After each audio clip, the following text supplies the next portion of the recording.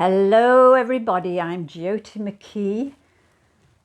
I'm a spiritual mentor, a clairvoyant teacher internationally, and I've also created the Healing Earth book and deck.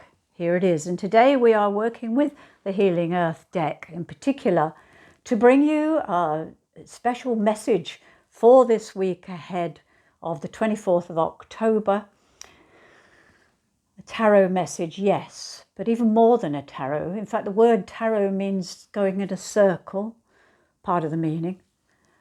And it is a chance, an opportunity for you to recognize that you have both the wings to be able to soar above and to rise like the new sun in the dawn.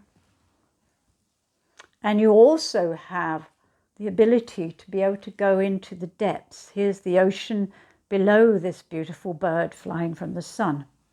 Here's the card for you. 2 of feathers. So feathers in my Healing Earth represent that power of spirit within all of us, that which is nebulous, that takes us beyond, that shows us something awe-inspiring. It may simply be the light within someone's eyes when they smile at you. Here is the Great Spirit shining towards you. So here with your 2 of feathers, an opportunity this week to both rise above with your 2 wings and also to be able to plumb the depths with your 2 feathers. And you do that in a light way. It's not as if with the depths it means you have to go deep into heavy traumas and difficulties, unless that really is called upon for you. But it means being able to plumb the depths of our knowing, the depths of our deep stillness. See how the ocean is a still ocean. It is not churning up. There's plenty of water around at the moment, rains and floods and so forth. So with that, go within, find the depths within you. What is calling you from the deep, just as the beautiful whales call with their magical song. There is a great peace within you that is always there, ready to be tapped into. So it's a week for finding that balance between those 2 seemingly opposite realms. As you can see in the background to the bird are great cliffs. Perhaps they are icebergs. There may be something that needs to melt away now in this time of the solar eclipse. Something that's well and truly completed and no longer needs to be so solid, so structured. Something may well begin to melt and fall away in your life, no longer needed. I've put here some white feathers on one side and some black feathers on the other, both equally valuable. Both the birds that are white and the birds that are black and the birds that are in between carry those 2 extremes within them, and that ability to be able to soar above and to land graciously when you need to.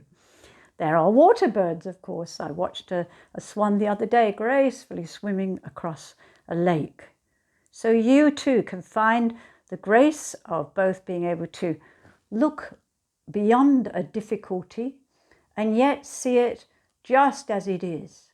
If you were flying over an ocean, what would you see? What would it be showing you, mirroring you if it's as clear and calm as this?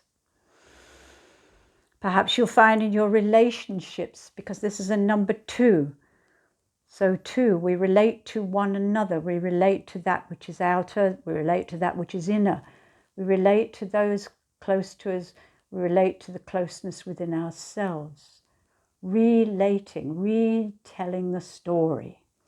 Maybe it's time to retell the story that you have between you and another that separates you, and find something within you that sees, yes, this other is different from me, and this other may well have other opinions to me, but I don't necessarily have to strive and struggle or tell them something is better. No, just listen. Like the bird listens to its friends in the morning. We have Australian magpies here who sing and sing and sing all night long. What is your song? What is the song of the other? It may be different, but in your heart, in the power of your heart, there is a great knowing. The other card is also a bird card that I have chosen for this week of the solar eclipse. It's the 9 of Wands. So this is a fire card. And this represents the wonderful story of Setsuna the raven. I'll try and tell it to you very shortly and may give a longer version in another video. So Setsuna was very proud back in the days, long, long, long ago, but only yesterday, of being rainbow coloured and having a voice that everybody wanted to listen to as he sang in the morning and he sang in the evening, and all the other birds thought so highly of him, and so did he. He had a good, strong ego. And he was the younger brother of Thunderbird. And Thunderbird would come flying down and sometimes give Setsuna a task. Well, this particular day, Thunderbird came and said, Setsuna, I've got something really, really important for you today. And Setsuna said, I'm your bird. You just tell me. And so Thunderbird said, well, come and have a look first. And in a clearing in the forest were the first human beings. Setsuna was kind of disgusted with human beings at first. We were naked. And he said, oh, but they don't have any feathers, and they don't have a beak, and they've got no claws. What use are these creatures? Thunderbird said, well, it's not for you to say. This has come from the Great Spirit. These are the new beings on the earth. Excuse me. Must be all this fire. And he said, I want you to go and find them something to help the first humans. Setsuna said, of course I will. I'm Setsuna. And off he flew round the world, flying and flying all through the day, looking for some special gift that would help the first humans.